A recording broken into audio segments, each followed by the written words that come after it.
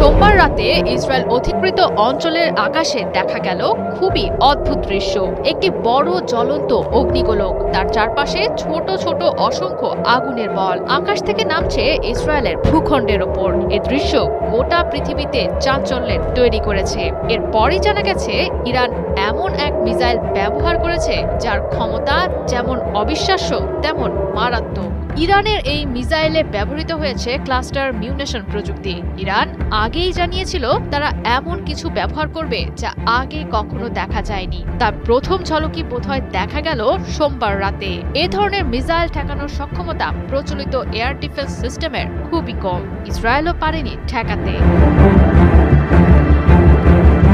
মূলত ক্লাস্টার মিউনেশন হলো এমন এক ধরনের ক্ষেপণাস্ত্র যেটি বড় একটি ওয়ারহেড মাঝ আকাশে খুলে অসংখ্য ছোট ছোট বোমা বা সাব মিউনিশন ছড়িয়ে দেয়। এটি একবারে বিস্ফোরিত না হয়ে বিস্তারিত এলাকা জুড়ে অনেক ছোট ছোট বিস্ফোরণ ঘটায়। নির্দেশনাবিহীন এসব বোমা নিচে পড়ার সঙ্গে সঙ্গেই বিস্ফোরিত হয়। ইসরায়েলি প্রতিরক্ষা বাহিনী IDF এর তথ্য অনুযায়ী এ ধরনের ক্ষেপণাস্ত্রটির ওয়ারহেড প্রায় 7 কিলোমিটার বা 4 মাইল উচ্চতায় গিয়ে খুলে পড়ে যায়। এরপর এটি প্রায় 20টি সাবমিউনিশন ছড়িয়ে দেয়, যা প্রায় 8 কিলোমিটার ব্যাসার্ধে ছড়িয়ে পড়তে সক্ষম। সাধারণত ছোট বোমাগুলোর শক্তি তুলনামূলকভাবে কম হলেও বিস্তৃত এলাকা জুড়ে ছড়িয়ে মারাত্মক ক্ষতির জন্য এটি তৈরি করা হয়েছে, সামরিকভাবে যাকে বলে এরিয়া স্যাচুরেশন ইফেক্ট।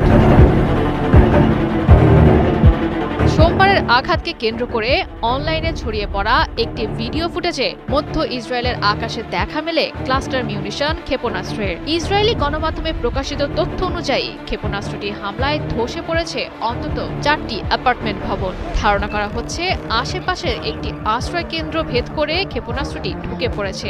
IDF এর অভিযোগ, বেসামরিক এলাকায় সর্বোচ্চ ক্ষতি সাধনের জন্য ঘন বসতিপূর্ণ এলাকায় ক্লাস্টার মিউনিশনটি নিক্ষেপ করেছে ইসরায়েল। একে যুদ্ধাপরাধ বলে উল্লেখ করেছে ইসরায়েল। হেব্রনের আকাশে দেখা মেলা ক্ষেপণাস্ত্রের আঘাতে শিশুসহ 5 থেকে 6 জন আহতের খবর জানা গেছে।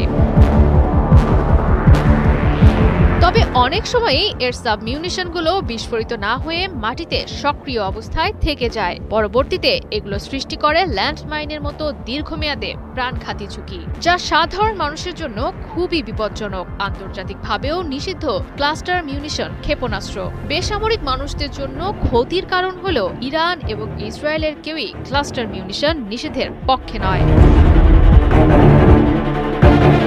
জয়া সরকার, ৭১।